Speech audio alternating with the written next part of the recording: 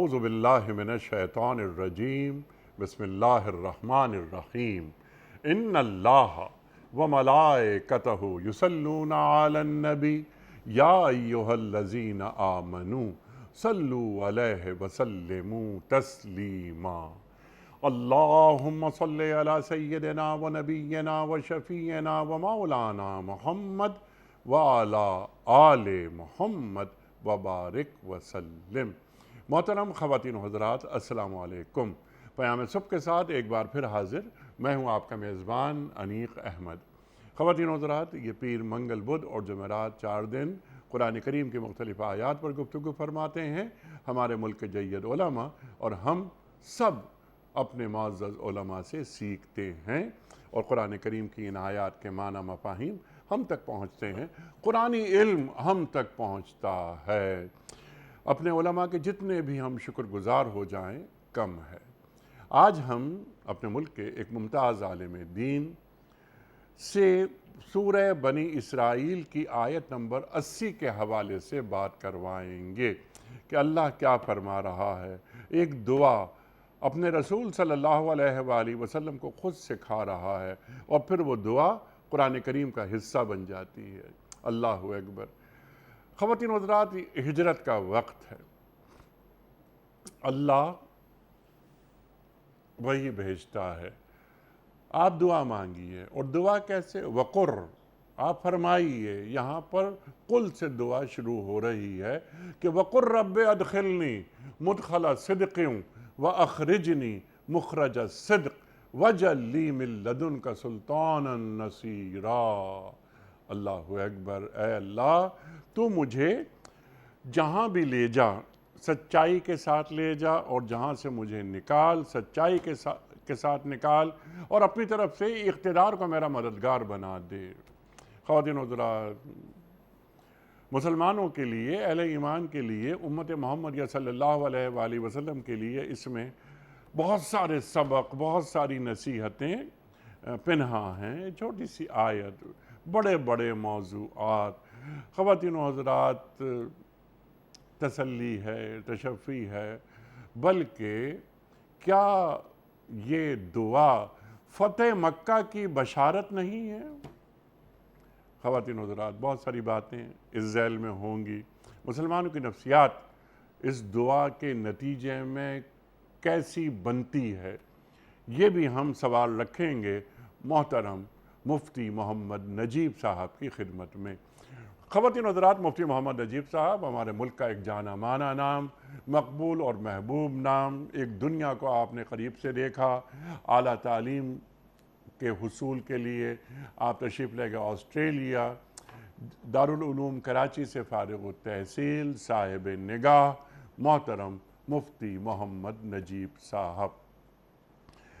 مفتی صاحب کو خوش آمدید کہتے ہوئے پروگرام کا آغاز اللہ تعالیٰ کے بابرکت نام سے، سورہ بنی اسرائیل اور آیت نمبر 80۔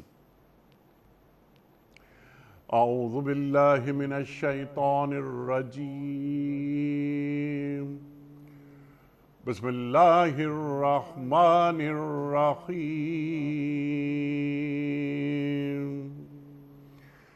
وَقُلْ رَبِّ أَدْخِلْنِي مُدْخَلَ صِدْقٍ وَأَخْرِجْنِي مُخْرَجَ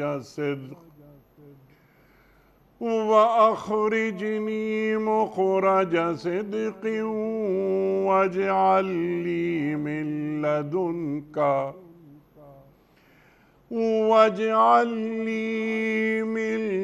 لدنك سلطانا نصيرا۔ صدق اللہ العظیم۔ اور دعا کیجئے کہ پروردگار مجھ کو جہاں بھی تو لے جا سچائی کے ساتھ لے جا، اور جہاں سے بھی نکال سچائی کے ساتھ نکال، اور اپنی طرف سے ایک اقتدار کو میرا مددگار بنا دے۔ خواتین و حضرات، محترم مفتی محمد نجیب صاحب کی خدمت میں، اس سے پہلے کہ ہم رکھیں آج کے پروگرام کے حوالے سے پہلا سوال، کل کے پوچھے گئے سوال کا درست جواب، اور آج کا سوال آپ کی خدمت میں۔ کل کا سوال ہمارا یہ تھا کہ غسل کے کتنے فرائض ہیں؟ درست جواب 3۔ آج کا سوال نوٹ فرما لیجئے۔ طوفان نوح کتنے دن تک موجود رہا تھا؟ 40 دن تک، 50 دن تک یا 60 دن تک؟ جو درست جواب آپ سمجھتے ہوں روانہ فرمائیے۔ ہمارے فون نمبرز ہیں 009221345270009۔ ہمارا دوسرا فون نمبر ہے 0092213400980۔ ہمارا ای میل ایڈریس ps@duniatv.tv۔ ہمارا واٹس ایپ کا نمبر ہے 009232182500194۔ مفتی صاحب، حضرت قرآن کریم کے ہر آیت ہی اہم ترین آیات میں سے ایک آیت، اللہ اکبر۔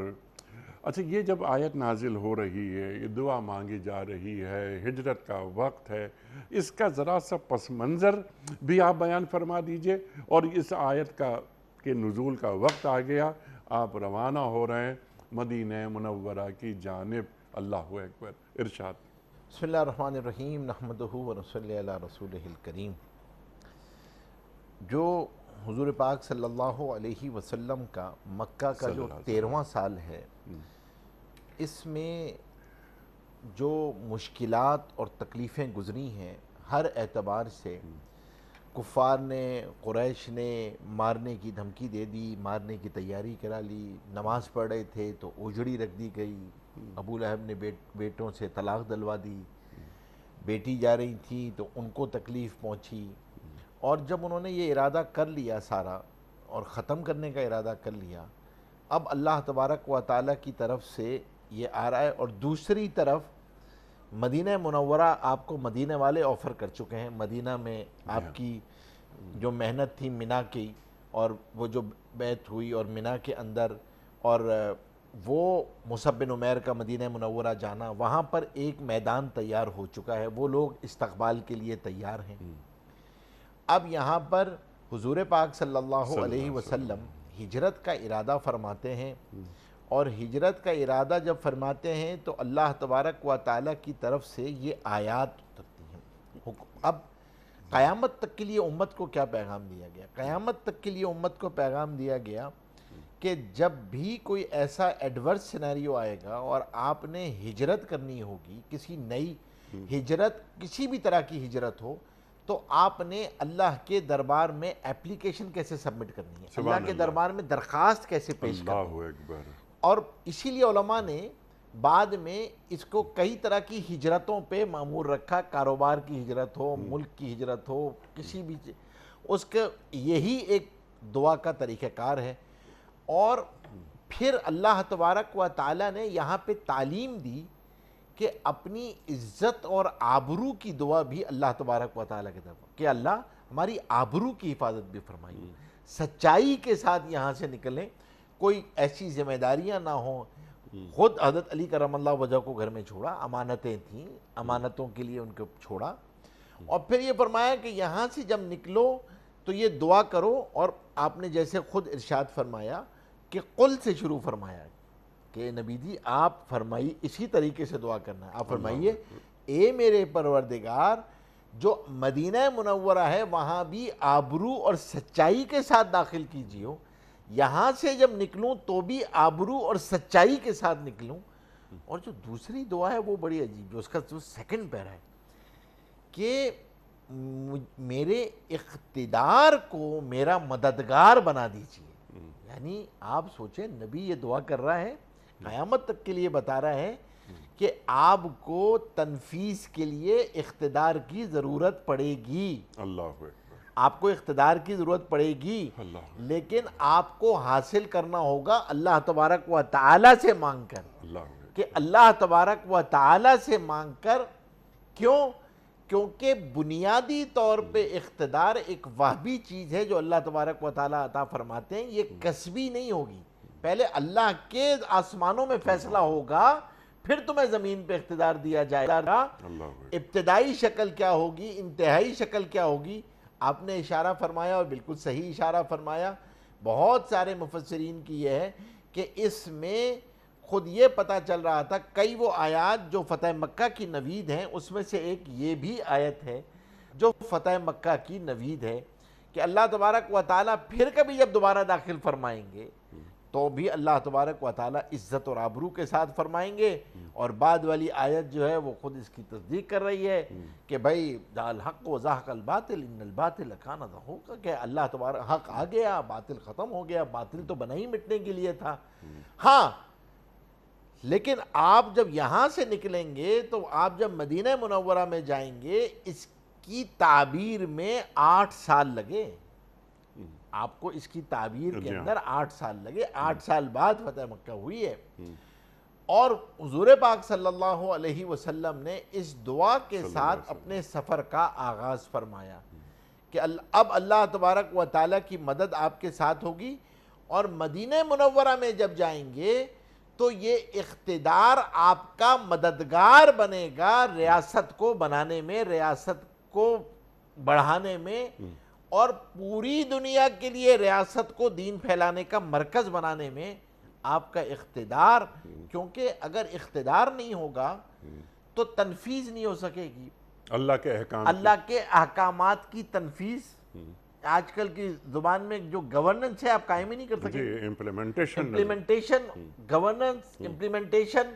تو قوانین، قرآن کریم تو کتابوں کے لیے تو نہیں آیا، قرآن کریم تو زندگیوں میں، معاشرے کے اندر نافذ کرنے کے لیے آیا، اللہ کے احکامات اللہ کے بندوں پہ نافذ ہوں، اس کے لیے آیا ہے، وہ اس کے لیے آپ کو اقتدار ضروری ہوگا۔ تو دعا کروائی گئی کہ مانگا گیا کہ اقتدار کو اپنا مددگار بناؤ، یا اللہ مجھے وہ اتھارٹی عطا فرمائیو جو تنفیذ میں میری مددگار بن جائے۔ تو اس کے اندر، اچھا اس اتھارٹی کے اندر اقتدار میں علماء نے لکھا کہ آپ کا روب بھی شامل تھا، عزت بھی شامل تھی، آبرو بھی شامل تھی، تاثیر بھی شامل تھی، ساری چیزیں اس کے اندر شامل ہیں۔ جو وجعلنی من لدنک سلطانا نصیرا جو ہے، یہ جو مانگا ہے جملہ، یہ جو جملہ ہے یہ اتنا وسیع جملہ ہے کہ آپ نے کائنات کے بنانے والے پروردگار سے مانگا ہے کہ یا اللہ تو مجھے ایسا اقتدار عطا فرما دے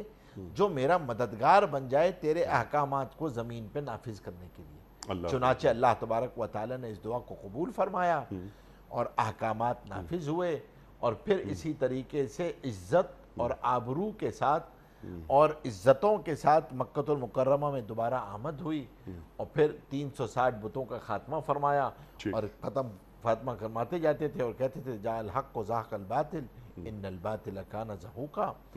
تو علماء نے لکھا کہ یہ صرف اور صرف اس ہجرت کے لیے نہیں ہے، باقی ہجرتوں میں بھی آدمی اللہ سے دعا کر کے سفر کا آغاز کرے ہجرت کا، چاہے وہ کاروبار کی ہجرت ہے، چاہے وہ نوکری کی ہجرت ہے، چاہے وہ ایک ملک سے دوسرے ملک کی ہجرت ہے، کہ اللہ تبارک و تعالی ایمان کی سلامتی، عزتوں کی سلامتی، آبرو کی سلامتی کے ساتھ آپ کو ایک جگہ سے دوسری جگہ منتقل ہونے کی توفیق عطا فرمائے۔ سبحان اللہ۔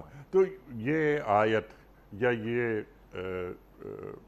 دعا، تو یہ دعا ہونے کے ساتھ ساتھ یہ بشارت بھی ہے، دعا کے ساتھ ساتھ بشارت بھی ہے، بالکل بشارت بھی ہے، بشارت بھی ہے۔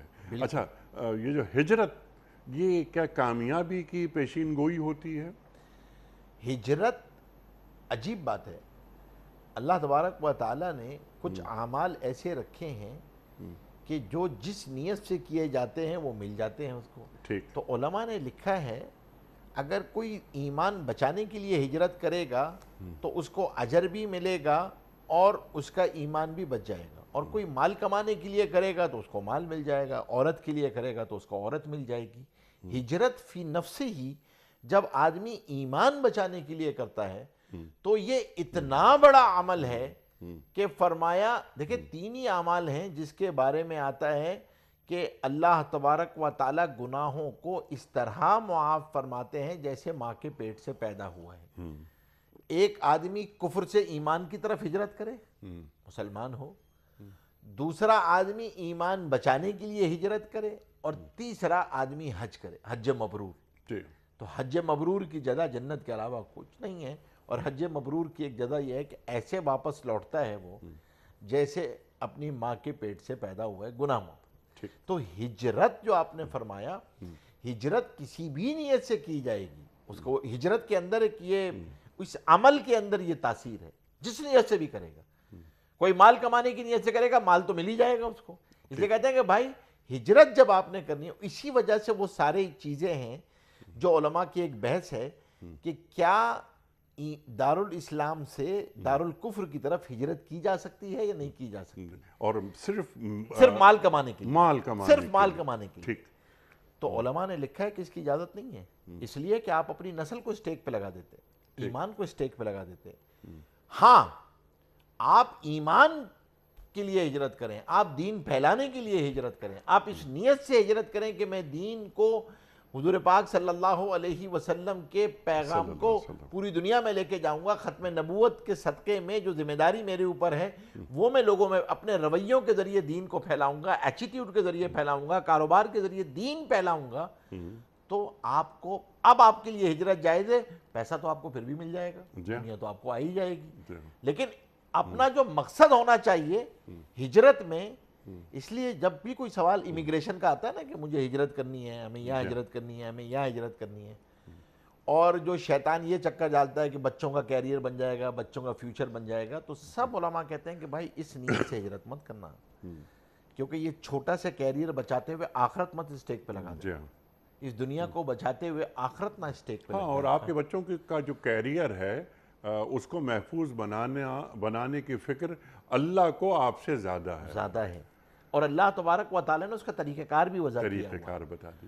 آپ کو یہ بتایا ہوا ہے کہ آپ اس کے لیے کیا کریں گے، اور پھر اگر ہم نیت یہ کر لیں گے کہ بھائی ہم نے اللہ کے دین کو لوگوں میں لے کر جانا ہے اور اس کو پھیلانا ہے، اپنی کاروبار کے ذریعے سے، اپنے رویوں کے ذریعے سے، اپنے ایٹیٹیوڈ کے ذریعے سے، یا میں اگر کہیں نوکری بھی کروں گا تو اپنے اخلاق کے ذریعے سے، اب آپ جب اس نیت سے جائیں گے تو اب آپ کی ہجرت کی نسبت بدل گئی۔ سبحان اللہ۔ دیکھیں نیت سے صاحب کیا ہوتا ہے، نیت بنیادی طور پہ آپ کی چیز کی نسبت کو بدل، اور نسبت بدل جاتی ہے تو اللہ کے قدر و قیمت بدل جاتی ہے۔ دیکھیں یہ ٹائل ہے نا، یہ لگے ہوئے ہیں یہاں پہ، آدمی پاؤں سے رونتا ہے، یہی ٹائل جب مسجد کا حصہ بن جاتے ہیں تو ٹائل کی کوئی نیچر تھوڑی چینج ہوتی ہے، صرف نسبت بدل جاتی ہے، اب وہ مسجد کا ٹائل ہے، اب اس کی قدر و قیمت ہوگی۔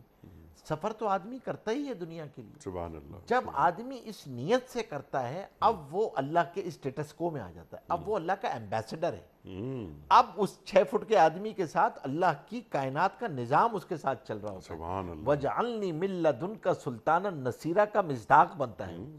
اب اللہ تبارک و تعالیٰ اس کی نوکری کو، اس کے کاروبار کو اس کا مددگار بنا دیتے ہیں دین پھیلانے میں۔ سبحان اللہ۔ کب؟ جب نیت کی۔ سبحان اللہ۔ انٹینشن از ریکوائرڈ، نیت جو ہے نا وہ امپورٹنٹ چیز ہے، اور نیت سے ہی آپ کی مائنڈ سیٹ بنتا ہے، اس مائنڈ سیٹ سے آپ کا بیہیویئر بنتا ہے۔ تو ہجرت ایک بہت بڑا عمل ہے، اور اللہ تبارک و تعالیٰ نے ہجرت کو قیامت تک کے لیے زندہ رکھا ہے، اور ہمیشہ یہ بتایا کہ بھائی ہجرت جو ہوگی وہ بنیادی طور پہ ایمان بچانے کے لیے، پوری دنیا اللہ تبارک و تعالیٰ کی ہے، تو اگر کہیں پہ تمہیں دین کو قائم کرنا، دین پہ چلنا، ایمان بچانا مشکل ہو رہا ہے تو یہاں سے ہجرت کر جاؤ۔ ٹھیک ہے، بہترین نیت کے ساتھ کرو، اور اس نیت کا تعلق ایک نسبت سے ہے، ایک نسبت سے ہے کہ میری نسبت کس سے ہے؟ اللہ کے رسول صلی اللہ علیہ وآلہ وسلم سے نسبت ہے، تو میرا عمل، اور یہ ہجرت بہت بڑا عمل ہے، تو اس ہجرت کا بنیادی سبب دین سے میری محبت، غلبہ دین، اشاعت دین، ابلاغ دین، یا ایھا الرسول بلغ ما انزل الیک من ربک، اللہ کے رسول صلی اللہ علیہ وآلہ وسلم سے اللہ ارشاد فرما رہا ہے، جو ہم آپ پر نازل کر رہے ہیں اس کا ابلاغ کر دیجئے۔ ہدایت دینا نہ دینا وہ ہماری ذمہ داری ہے۔ ختم نبوت ہو گئی، کار نبوت باقی ہے، تو اللہ کے رسول صلی اللہ علیہ وآلہ وسلم کا پیغام آگے بڑھایا جائے، کیونکہ ہر امتی اللہ کے رسول صلی اللہ علیہ وآلہ وسلم کا سفیر بھی ہے. ایمبیسڈر، بالکل سفیر ہے، وہ ایمبیسڈر ہے. اور حضور پاک صلی اللہ علیہ وسلم نے حجۃ الوداع کے موقع پہ یہ ذمہ داری منتقل کی ہے. بلغوا عنی ولو آیا.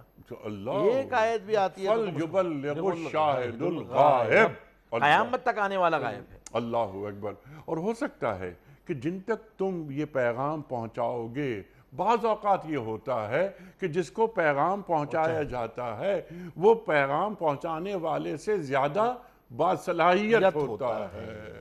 تو دین کا پیغام پہنچا دیا جائے اپنے علم کے ذریعے اور اپنے کردار کے ذریعے. اپنے یہ اس نیت سے، اسی لیے میں کہتا ہوں کہ بھائی اب بھی ہمارا کیونکہ یہ پروگرام آن ایئر پوری دنیا میں جاتا ہے. جی الحمدللہ. اور الحمدللہ ہمارے بہت سارے وہ مسلمان ہیں جو ان ممالک میں، مغربی ممالک میں رہ رہے ہوتے ہیں.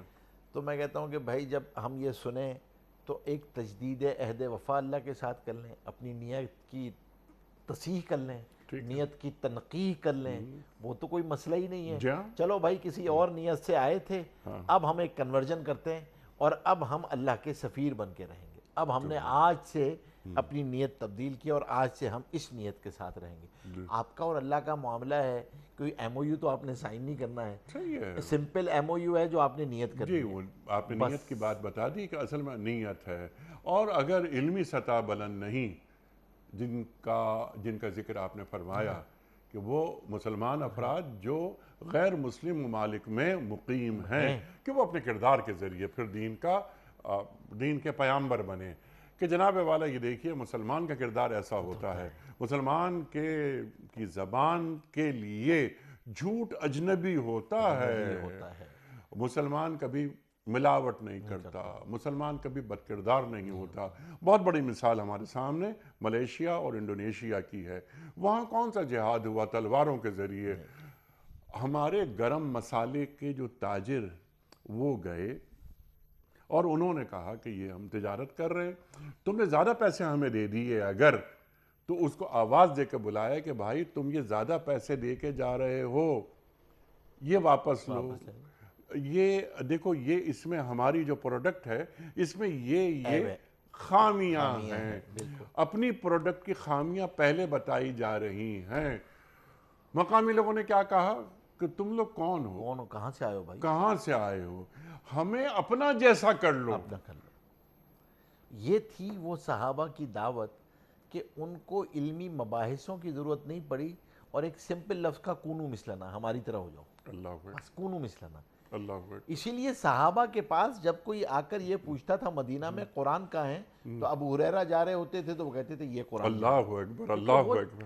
قرآن مجسم تھے اور قرآن ان کی زندگیوں میں تھا، معاملات میں بھی تھا، معاشرت میں بھی تھا، اور ان کے اخلاقیات میں بھی تھا. کم قسمتی یعنی بھائی کیا ہوئی ہے؟ کم قسمتی یہ ہوئی ہے کہ ہم نے دین صرف اور صرف ایمانیات اور عبادات کے مجموعے کو سمجھ لیا ہے، اور ہم نے معاملات، معاشرت اور اخلاقیات کو دین سے خارج کر دیا ہے. اسی لیے میں کہا کرتا ہوں کہ بھائی ایک نیت کرو کہ پارٹ ٹائم مسلمان سے 24/7 کا مسلمان بننا. 24/7 کے مسلمان میں نیت ہی تو کرنی ہے آپ نے، اور کیا کرنا ہے؟ نیکی عادت بن جائے. بس نیکی عادت بن جائے اور نیکی قبول ہو جائے. اس کی دو ہی شرطیں ہیں نا، نیت اور سیکھ لو اس نیکی کو. بے شمار آسان نیکیاں ہیں جو آپ لوگوں کی مدد کر سکتے ہو، لوگوں کے اپنے رویوں کے ذریعے مدد کر سکتے. اللہ نے اپنے تک پہنچنے کے راستے عبادت کے کم رکھے ہیں، خدمت کے بہت رکھے ہیں. جتنی آسانی سے آپ اللہ کے قریب خدمت اور اخلاق کے راستے سے پہنچ سکتے ہیں، عبادت کے راستے میں تو سالوں لگتے ہیں وہاں تک پہنچنے میں. آپ آسانی کے ذریعے وہاں تک پہنچ سکتے ہیں، بشرطے جیسے آپ نے فرمایا کہ آدمی کچھ اخلاقی رویوں کو اوپر پابند ہو جائے، کہ جھوٹ نہ بولے، اسی طریقے سے لوگوں کو تکلیف نہ پہنچائے، لوگوں کی خیرخواہی کے جذبے کے ساتھ رہے، اور جن ممالک میں رہتا ہے ان قوانین کی پاسداری کرے، ان کے نہ اس ریاست کے ساتھ جھوٹ بولے نہ لوگوں کے ساتھ جھوٹ بولے، تاکہ آپ کے رویے سے لوگ پوچھ سکیں بھائی کون لوگ ہو تم. جی بالکل. اور اس ریاست کا وفادار رہے. وفادار آپ ہیں تو آپ یعنی یہ نہیں ہے، سب سے بڑی چیز یہ کہ جب آپ ریاست سے بھی سچ بولتے ہیں جی ہاں اور لوگوں کے ساتھ بھی سچ بول رہے ہوتے ہیں، آپ کا رویہ دعوت ہے، آپ کو اور کچھ کہنے کی ضرورت نہیں۔ جی، سب سے بڑی بات ہے کہ دین کے نمائندے ہیں، آپ بس دین کے نمائندے ہیں۔ کتنی بڑی ذمہ داری ہے خاص طور پر ان افراد کے لیے، ان مسلمانوں کے لیے کہ جو غیر مسلم ریاستوں میں مقیم ہیں۔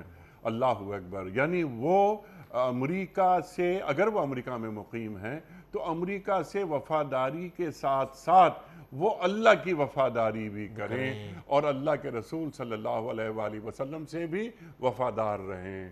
دوہری ذمہ داری ہے اللہ کا۔ اور اس وفاداری کا آسان طریقہ آپ نے بتا دیا کہ اپنے رویوں، اپنے معاملات، اپنے اخلاق کے ساتھ زندگی گزاریں، یہی دعوت ہے اور یہی آپ کی ذمہ داری سے آپ آسانی کے ساتھ نبرد آزماؤ۔ اللہ اکبر، وہ اس نیت کا تعلق نسبت سے ہے، اور میری نسبت اللہ کے رسول صلی اللہ علیہ وآلہ وسلم سے ہے، اور میں اپنے رسول کا سچا امتی ہوں۔ اللہ اکبر، اللہ اکبر۔ تو دین تو کردار سے جو آگے جاتا ہے، اور پوری جو تاریخ ہے ہماری وہ تو کردار ہی کے ذریعے، اخلاقیات کے ذریعے دین کو صحابہ سے لے کر آج تک جو پھیلایا جا رہا ہے، تبلیغ ہو رہی ہے، وہ اخلاقیات کی بنیاد۔ اخلاقیات ہے، آپ کے اخلاقی رویے، آپ کا لوگوں کے ساتھ رہنا، پڑوسیوں کے ساتھ رہنا، اپنا پڑوسیوں کے ساتھ آپ کا تعلق۔ آپ دیکھیں نا، آپ نے پڑوس کے اندر تو نہ کوئی یہ ضروری ہے کہ پڑوسی چاہے کافر ہو، چاہے مسلمان ہو، چاہے مشرک ہو، کسے باشد کو، بس وہ پڑوسی ہے، آپ کو اس کے یہ حقوق ادا پیغام کرنے۔ سبحان اللہ جو آپ نے ارشاد فرمایا۔ اب ہم دوبارہ آ جاتے ہیں اسی آیت پر، اس دعا پر۔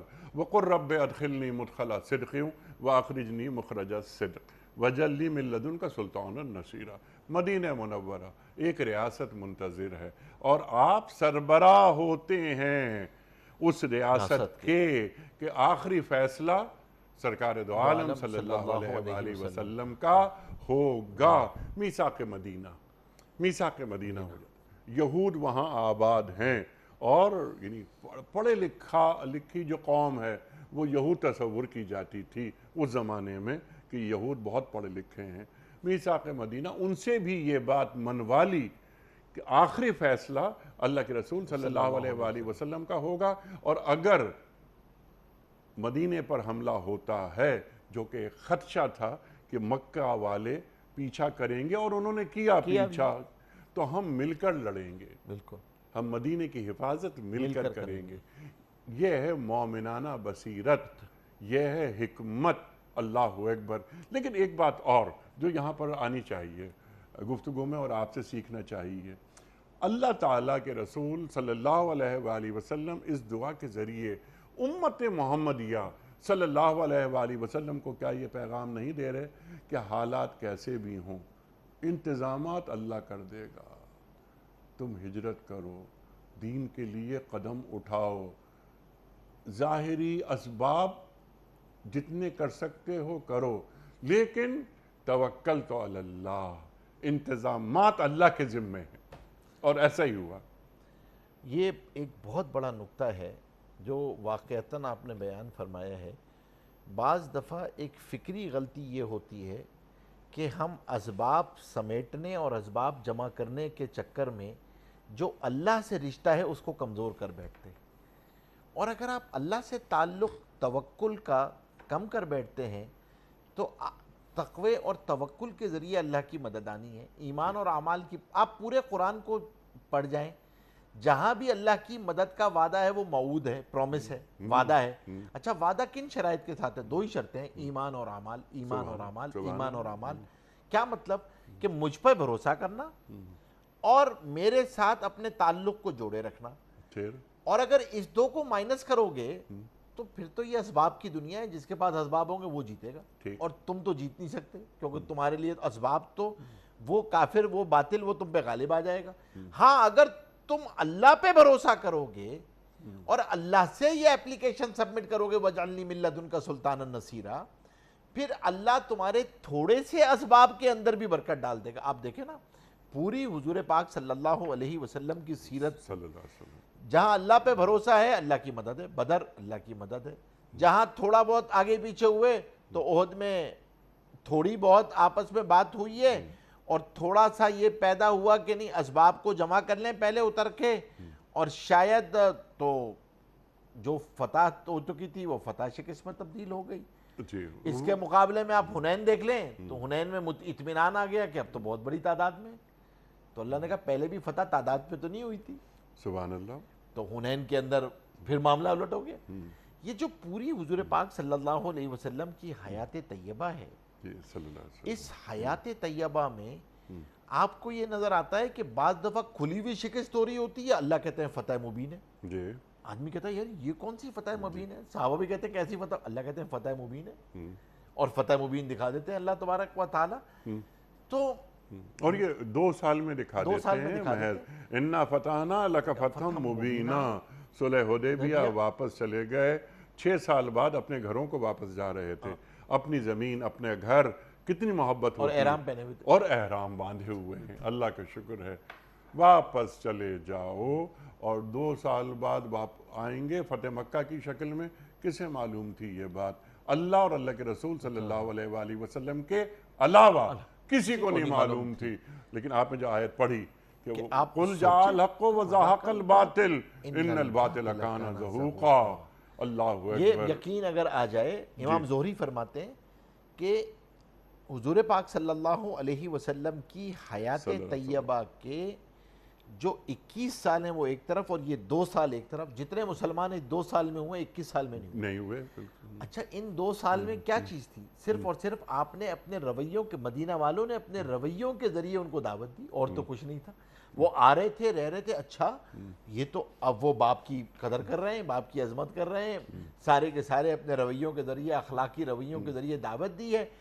اب یہاں پر جو قیامت تک مسلمان لیڈروں کو سمجھنا ہے کہ بعض دفعہ آپ کو شکست نظر آ رہی ہوگی، لیکن اللہ کی مدد شامل حال ہوگی، کیونکہ اللہ کا حکم اس وقت پورا کر رہے ہوں گے۔ آپ نے کیا یہ موضوع چھیڑ دیا، اللہ کا حکم پورا کر رہے ہوں گے۔ مسلمان لیڈروں کو سمجھنا ہوگا آپ کو وہ نفسیات کیا آپ مسلمان لیڈروں میں دیکھ رہے ہیں، یعنی اللہ ماشاء اللہ ہٹا دیجئے، لیکن 57 مسلمان لیڈرز موجود ہیں، امت محمدیہ صلی اللہ علیہ وآلہ وسلم کا حصہ، اپنے رسول سے محبت کرتے ہیں صلی اللہ علیہ وآلہ وسلم، قرآن سے محبت کرتے ہیں، لیکن کبھی جو آپ نے باتیں فرمائیں، قرآن کریم کی آیات تلاوت فرمائیں، یفسر القرآن بعضہ بعضا، قرآن کریم کی آیات ایک دوسرے کی تفسیر کرتی ہیں، تو کیا یہ معلوم ہوتا ہے ہمیں کہ ان کے اندر قرآن ہے؟ ایک مسلمان وزیر اعظم اور ایک غیر مسلم وزیر اعظم میں زمین آسمان کا فرق ہوتا ہے۔ ایک مسلمان سربراہ مملکت، ایک مسلمان چیف آف آرمی اسٹاف اور ایک غیر مسلم چیف آف آرمی اسٹاف میں زمین آسمان کا فرق ہوتا ہے نفسیات کے حوالے سے۔ ایک چیف جسٹس، ہر ملک میں ہوتے ہیں چیف جسٹس، لیکن ایک مسلمان چیف جسٹس، اس کی شان ہی نرالی ہوتی ہے کہ وہ کہاں بیٹھا ہوا ہے۔ اللہ اجر اس کا کیا ہے؟ ایک دن حق کے فیصلے جب کرتا ہے تو 100 سال کے جہاد کی برابر ہے، 100 سال کے جہاد کی برابر ہے۔ یعنی اگر وہ یہ سمجھ لے جو آپ نے شروع میں بات فرمائی تھی کہ میری نسبت کیا ہے، میں چوزن ون ہوں، اللہ نے مجھے اپنی امت کی رہنمائی رہبری کے لیے چنا ہے، یہ اللہ کا فیصلہ ہے، آپ چنیدہ لوگ ہیں، بائی چوائس آپ اللہ تبارک و تعالیٰ نے آپ کو چنا ہے اس منصب کے لیے، اللہ نے آپ کے اندر یہ صلاحیت رکھی ہے۔ اب آپ نے کرنا کیا ہے؟ اللہ پہ بھروسہ کرتے ہوئے اور اللہ کے احکامات کو پورا کرتے ہوئے اس مخلوق خداوندی تک آپ نے اللہ کے پیغام کو پہنچانا ہے، نافذ کرنا ہے اور امت میں لے کے جانا ہے اپنی بساط کے مطابق، اپنی بساط کے مطابق جہاں موجود ہیں۔ ہر فرد ملت کے مقدر کا ستارہ ایک تاجر ہے تو وہ بھی اپنی بساط کے مطابق، کہ میں تاجر نہیں ہوں، میں مسلمان تاجر ہوں، میں ماں ہوں، دنیا میں کتنی مائیں ہوتی ہیں لیکن میں مسلمان ماں ہوں، میں مسلمان باپ ہوں۔ اللہ اپنے حصے کا کام کر جائیں۔ فَاتَّقُوا اللَّهَ مَا اسْتَطَعْتُمْ، جتنی تم میں استطاعت ہے اتنا تقویٰ کو اختیار کرو۔ یہ تو قرآن جو کر سکتے ہو، جو کانشسنس اللہ کے ساتھ تعلق ہے، آپ اپنے، میں تو کہتا ہوں نا ہر ایک کو، انیق صاحب کبھی کبھی یہ ضرور سوچنا چاہیے، یہ حضرات جو بیٹھے ہوئے ہوتے ہیں ان عہدوں پہ، جو لوگوں کی خدمت کے ذریعے اللہ تک پہنچ سکتے ہیں، تو ان کی انوینٹری میں کوئی ایسے خدمات ضرور ہونے چاہیے کہ جب اللہ کے سامنے ہاتھ اٹھائیں تو وسیلے میں ان خدمات کو پیش کر سکیں. اللہ اکبر. جیسے اس حدیث الغار میں بخاری شریف میں ان 3 آدمیوں نے اپنی خدمات پیش کی تھی، اپنے اخلاقی رویے پیش کیے تھے کہ اللہ اس غار کا پتھر ہٹا دے، میں نے ماں باپ کی خدمت کے لیے ساری رات کھڑا رہا. اس نے کہا میں نے لوگوں کی امانتیں واپس کر دیں. اس نے کہا کہ وہ بڑی تھی میری طرف بد نیت سے، اور میں یا اللہ میں نے بچا لیا اس کی عزت آبرو کو، اپنی آبرو کو بھی، میں زنا سے بچ گیا. تو ہر کے پاس کچھ ایسے اخلاقی رویے انوینٹری میں ہونے چاہیے نا کہ اگر میں ملک کے لیے، امت کے لیے اللہ سے مانگوں تو یہ ہاتھ بھی کھڑا کر سکوں کہ یا اللہ میں نے بیواؤں کے لیے یہ کیا، میں نے اس کے لیے یہ کیا. میں نے اس وقت وہ ایک بیوہ آئی تھی اور وہ آ کے عدالت میں کھڑی تھی، اس کا جو ہے وہ وکیل کمزور تھا، مجھے پتا تھا کہ یہ حق پہ تھی، تو میں نے اس کے لیے حق پہ فیصلہ کر دیا. تو اب جب وہ فیصلہ کرتے ہیں وہ تو 100 سال کی عبادت کا اجر ہے، 100 سال جہاد کا اجر ہے. آپ عبادت کے راستے سے تو وہاں تک پہنچ ہی نہیں سکتے جو یہ منصب والے پہنچ سکتے ہیں، جو ان مناصب پہ بیٹھے ہوئے ہیں، جو ڈپٹی کمشنر ہے، جو بیوروکریٹ ہے، جو آپ کا چیف جسٹس ہے، جو آپ کا جسٹس ہے، وہ جو وزیر اعظم ہے، ان کو تو اتنا آسان راستہ ہے اللہ تک پہنچنے کا کہ وہ خدمت کے ذریعے اللہ تبارک و تعالیٰ تک بہت آسانی کے ساتھ پہنچ سکتے ہیں. آپ جو بات فرما رہے ہیں اس پر یاد آیا کہ اللہ کے رسول صلی اللہ علیہ وسلم فرماتے ہیں جنہیں جنت کی بشارت ہے تو اس میں کہیں نمازی، روزے دار، حج کرنے والا، زکوٰۃ دینے والا وہ کہیں نظر نہیں آ رہا. اس میں عادل حکمران، اس میں پاک باز نوجوان، وہ شخص کہ جو آپ اس پر تفصیل سے بات فرمائیے کہ ایک ایماندار تاجر جو اللہ کے رسول فرما رہے ہیں صلی اللہ علیہ وآلہ وسلم، تو جنت کی بشارت، بلکہ یہ اللہ تعالیٰ کے خصوصی عرش کے سائے میں ہوں گے جس دن اللہ کے عرش کے سائے کے علاوہ کوئی سایہ نہیں ہے. اللہ نور کے ممبروں پہ ہوں گے، فیصلے کرنے والے نور کے ممبروں پہ. اب میرا سوال چھوٹا سا آپ کی خدمت میں، ہمارے پاس جو تاجر ہیں، ہمارے حکمران ہیں، یا ہمارے لیے جو پاک باز نوجوان ہیں، اور یعنی اب آگے بڑھاتے رہیے اس بات کو، ایسا نہیں کہ یہ دین سے محبت نہ کرتے ہوں، جن کا ہم نے ذکر کیا کہ یہ وزیر اعظم، یہ چیف جسٹس، یہ ہمارے چیف آف آرمی اسٹاف وغیرہ وغیرہ، وہ ایک ایس ایچ او ہو، وہ گریڈ 20 کا فیڈرل سیکریٹری ہو، کیا دین سے محبت نہیں کرتا؟ سب محبت کرتے ہیں. نظام میں جو خامی خرابی ہے اس کا کیا، اس کی بنیادی وجہ کیا یہ ہے کہ فہم دین کا ناقص تصور ہے؟ میں سمجھتا ہوں بنیادی وجہ ہی ہے، کیونکہ بیہیویئر جو ہوتا ہے نا وہ مائنڈ سیٹ پرابلم ہوتی ہے. بیہیویئر خود کوئی پرابلم نہیں ہوتی ہے. اس لیے دنیا اس پر متفق ہے کہ if you want to change the behavior, change the mindset. لوگوں کی جو فکری غلطی ہوتی ہے، جو ان کا ذہن میں تصور دین ہے، وہ اتنا محدود ہے کہ وہ دفتر کی سیٹ پہ بیٹھ کے اس کو دین نہیں سمجھتا. وہ یہ نہیں سمجھتا میں جہاد کر رہا ہوں بیٹھ کے یہاں. چیف جسٹس جب وہ یہاں پہ بیٹھا ہوتا ہے تو وہ یہ نہیں سمجھتا کہ میں دین کا کام کر رہا ہوں. ارے تم تو 24/7 مسلمان ہو یار، پارٹ ٹائم مسلمان کا تو کوئی تصور ہی نہیں ہے. پارٹ ٹائم مسلمان کا کون سا تصور ہے؟ قرآن کا فرمان ہے کہ اے دلو ہوا اقرب للتقوی. اللہ اکبر. وہ قرآن کریم کا فیصلہ تکمیل دین کے بارے میں کیا ہے؟ الیوم اکملت لکم دینکم واتممت علیکم نعمتی ورضیت لکم الاسلام دینا. قرآن کس کو کہہ رہا ہے؟ مسلمان کو ہی تو کہہ رہا ہے ادخلوا فی السلم کافہ. کس کو کہہ رہا ہے پورے داخل ہو جاؤ؟ پورے کا کیا مطلب ہے؟ پارٹ ٹائم سے نکل کے فل ٹائم 24/7 میں آ جاؤ نا. اور ہم تو اتنا آسان کر کے آپ نے پیش کیا، خود ہم تو کچھ کہہ ہی نہیں رہے. ہم تو یہ کہہ رہے ہیں بھائی اس نیت سے بیٹھ جاؤ آج یہاں پہ آ کے. بھائی میں یہ کہتا ہوں کہ وہ عدالت یا مسجد کوئی فرق نہیں ہے، اس کی عدالت بھی مسجد ہے، وہ جہاں بیٹھا ہے یہ بھی مسجد ہے، وہ پارلیمنٹ بھی مسجد ہے، وہ پارلیمنٹ بھی مسجد ہے. مسجد صرف مسجد نہیں ہے.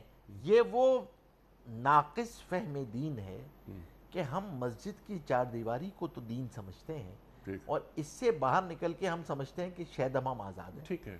اور اب شاید ہمیں کوئی ضرورت نہیں ہے.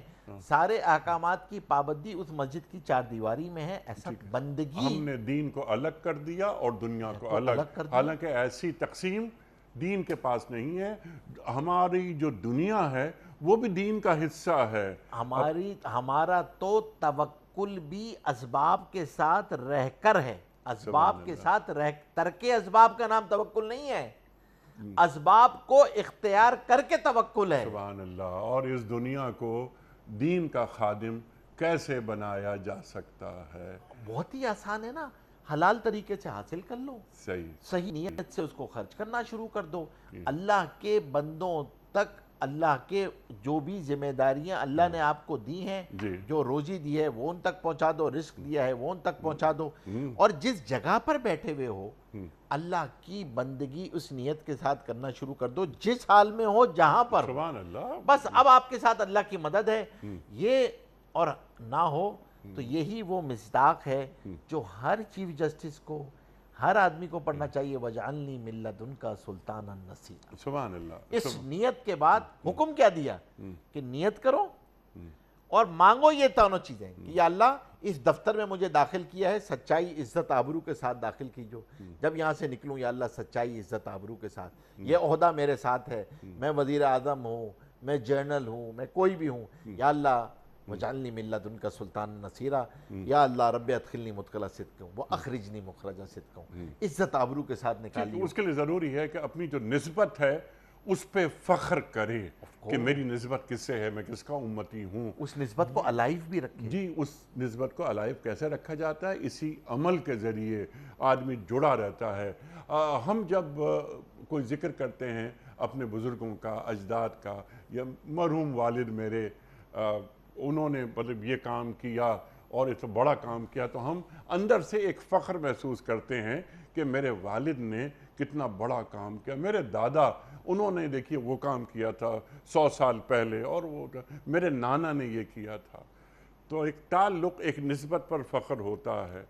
کیا ہمیں اللہ کے رسول صلی اللہ علیہ وسلم سے نسبت جو ہماری ہے اگر اس خدا، پہ فخر نہیں ہوتا؟ میں سمجھتا ہوں کہ شاید علمی اس اعتبار سے تو ہم فخر کے جملے بولتے ہیں، لیکن ہمارے رویے، ہمارے اخلاق، ہمارا عمل، قولاً تو ہم اقرار کر رہے ہوتے ہیں، عملاً وہ عقیدت نظر اس لیے نہیں آتی کہ عقیدت اور اطاعت کا چولی دامن کا ساتھ دے۔ اللہ اکبر۔ یہ نہیں ہو سکتا کہ میں عقیدت کا دعویٰ کروں، اطاعت کسی اور کی کروں، کاروبار کا میرا کوئی اور طریقہ کار ہو، کاروبار میں میرا سود ہو، زبان پہ میرا جھوٹ ہو، مال میں میری ملاوٹ ہو، اور مجھے محبت کا دعویٰ ہو، اور میں تلاوت قرآن کریم بھی کر رہا ہوں۔ تلاوت قرآن کریم اللہ کے بھی رسول کروں۔ فرما رہے ہیں صلی اللہ علیہ وآلہ وسلم کہ قرآن کریم تمہارے حق میں دلیل ہے یا تمہارے خلاف یہدی دلیل؟ بہ کثیرا ویضل بہ کثیرا۔ اللہ اکبر۔ تو آپ یہ سوچ لیجئے کہ بھائی آپ کیا کرنے حدیث یہ کہہ رہی ہے کہ جھوٹ اور ایمان ایک دل میں جمع نہیں ہوتے، یہ ایک جگہ پہ جمع ہی نہیں ہو سکتے۔ تو ہمیں کوشش یہ کرنی ہے کہ جو ہم دعویٰ کر رہے ہیں اس نسبت کے ساتھ جڑے رہیں۔ دیکھیں اگر یہ نسبت الائیو رہی، اطاعت کے ذریعے الائیو رہے گی، جی اس کے علاوہ الائیو نہیں رہے گی۔ جی، بلکہ اطاعت کو اتباع تک پہنچا اتباع دیجیے۔ تک پہنچانا ہے آپ نے، اور اللہ اس اکبر۔ اتباع میں احسان کو پیدا کرنا ہے، اللہ، ایکسیلنس کو کریٹ کرنا ہے اس کے ایکسیلنس۔ اندر۔ یہ ہے سفر۔ دیکھیں ایمان انیک بھائی، یہ ایٹیٹیوڈ، بیہیویئر، نالج، بیلیفز، یہ کانسٹنٹ نہیں ہوتے ہیں، جی ہاں، یہ یا بڑھ رہے ہوتے ہیں یا گھٹ رہے ہوتے ہیں۔ ٹھیک۔ آپ نے اس کو الائیو کرنے کے لیے ماحول کے ساتھ جڑا ہونا ہوتا ہے۔ یا ایھا الذین آمنوا اتقوا اللہ وکونوا مع الصادقین۔ سبحان اللہ۔ اپنے آپ کو الائیو رکھنے کے لیے آپ کو صادقین کے ساتھ جڑنا پڑتا ہے۔ اگر آپ جڑے رہیں گے، کڑی سے کڑی ملی رہے گی، تو پھر انشاءاللہ مثال دیا کرتے ہیں کہ ایک ٹرین ہے، وہ لاہور سے کراچی جا رہی ہے، وہ پوری ایئر کنڈیشن ٹرین ہے، ایک مال گاڑی کا چھکڑا اس کے ساتھ باندھ دیا، پوری ٹرین اسموتھ ایئر کنڈیشن چل رہی ہے، وہ مال گاڑی کا چھکڑا ہے، اس کے اندر کچھ بھی نہیں ہے، اچھلتا کودتا چل رہا ہے، لیکن جب ٹرین لاہور پہنچے گی تو یہ مال گاڑی کا چھکڑا بھی لاہور پہنچ جائے گا۔ جی ہاں۔ جب آپ کی نسبت ملی ہوئی ہوگی تو کل محشر کے میدان میں جہاں فیصلے ہوں گے، جی ہاں، تو پھر اس کڑی سے کڑی ملی رہی اللہ والوں کی تو آپ صحبت۔ بھی اللہ والوں کی صحبت، جی۔ تو پھر آپ بھی کل محشر میں حضور پاک صلی اللہ علیہ وسلم سے 1 to 1 معاملہ ہے۔ جی سبحان اللہ، سبحان اللہ۔ اچھا مفتی صاحب، وقت مکمل ہو رہا ہے ہمارا، لاسٹ 2 منٹس ہیں۔ وَجَعَلْنِی مِن لَدُنْکَ سُلْطَانًا نَصِیرًا، اقتدار کو میرا مددگار بنا دے۔ جب تک دین کو اقتدار حاصل نہیں ہوتا تو کیا اللہ تعالیٰ کے احکامات کا نفاذ मुमकिन नहीं रहता, اجتماعی طور پہ نہیں ہو پاتا. اجتماعی طور پہ. اور دین اجتماعی طور پر نفاذ معاشرے کے دیکھنا اندر چاہتا نہیں ہے. ہوتا. ہاں. الذین ان مکناہم فی الارض اقاموا الصلاۃ وآتوا الزکاۃ وامروا بالمعروف ونہوا عن المنکر. جنہیں ہم زمین پر اقتدار دیں گے وہ نماز قائم کریں گے، وہ زکوٰۃ قائم کریں گے، نیکی کا حکم دیں گے، برائی سے روکیں گے. جب تک اقتدار نہیں ہوگا کس طرح احکام نازل ہو اتھارٹی آپ کے سکتے پاس نہیں ہوگی تو آپ اور نافذ کیسے مفتی صاحب آپ کی اجازت سے من لم یحکم بما انزل اللہ فاولئک هم الظالمون فاولئک هم الکافرون فاولئک هم الفاسقون. جو اللہ کی زمین پر اللہ کے احکام نازل نہیں کرتے وہ ظالم ہیں، وہ کافر ہیں، وہ فاسق ہیں. ٹھیک ہے مفتی صاحب؟ بس یہی ایک چیز ہے کہ آدمی یہ دیکھے کہ میں قرآن کی نظر میں کس جگہ پہ فال اللہ اکبر. فی ہے ذکرکم، قرآن میں تمہارا ذکر ہے. اس لیے کہتے ہیں میرا ذکر قرآن میں کس جگہ ہے؟ کن علامتوں سچوں کے میں ساتھ ہے یا جھوٹوں میں ہے؟ مومنین میں ہے یا منافقین میں ہے؟ اللہ اکبر. صادقین میں ہے یا کاذبین میں ہے؟ اللہ اکبر. مفتی صاحب میں آپ کا بڑا ممنون، بڑا شکر گزار، آپ تشریف لائے اور ہمیشہ کی طرح آج بھی ہم نے آپ سے بہت سیکھا. خواتین و حضرات، ہمارے علماء کو اللہ سلامت رکھے، تشریف لاتے ہیں اور ہماری جو علمی کمی ہے اسے دور فرما دیتے ہیں. خواتین و حضرات، کوئز. کل کا سوال ہمارا یہ تھا کہ غسل کے کتنے فرائض ہیں؟ درست جواب 3. آج کا سوال نوٹ فرما لیجئے. طوفان نوح کتنے دن تک موجود رہا تھا؟ 40 دن تک، 50 دن تک یا 60 دن تک؟ جو درست جواب آپ سمجھتے ہوں روانہ فرمائیے. ہمارے فون نمبرز ہیں 0092213452709. ہمارا دوسرا فون نمبر ہے 009221343009880. ہمارا ای میل ایڈریس ps@dunyatv.tv. ہمارا واٹس ایپ کا نمبر ہے 009232182500194. حضرت ایک پرچی نکال کر اعلان فرما دیجئے. آج کے ونر ہیں ڈاکٹر زاہد پرویز میاں. ڈاکٹر زاہد پرویز کہاں سے؟ P H D chemistry essential part of holy Quran. نہیں، انہوں نے کہیں جگہ نہیں لکھی، اپنا سیل نمبر لکھا ہوا ہے بس. اچھا سیل نمبر لکھا ہے. اچھا ہم زاہد پرویز میاں. ڈاکٹر زاہد پرویز میاں، لیکن اپنا شہر یا وہ مقام اپنا موبائل نمبر لکھا ہے. اچھا گزارش یہ ہے زاہد صاحب سے، ڈاکٹر صاحب آپ نے خیر موبائل نمبر آپ کا ہے، ہم اس پر کانٹیکٹ کر کے آپ کا تحفہ آپ کے گھر روانہ کر دیں گے آپ سے ایڈریس لے کر. لیکن محترم خواتین و حضرات، ہم نے بارہا یہ گزارش کی ہے کہ جب بھی آپ اپنا ایڈریس بھجوائیں، مکمل ایڈریس بھجوائیں جس میں آپ کے گھر کا پتہ اور آپ کا شہر اور آپ کا موبائل نمبر. انشاءاللہ تعالیٰ اس پر آپ عمل کریں گے. خواتین و حضرات، پیام صبح کا اختتام ہوتا ہے روزانہ ایک قول پر، اور وہ قول ہوتا ہے صاحب نہج البلاغہ امیر المومنین حضرت علی مرتضیٰ کرم اللہ وجہہ کا. آپ فرماتے ہیں جس شخص نے بردباری کو اپنا شعار بنا لیا وہ لوگوں میں پسندیدہ زندگی بسر کرتا ہے. اللہ اکبر.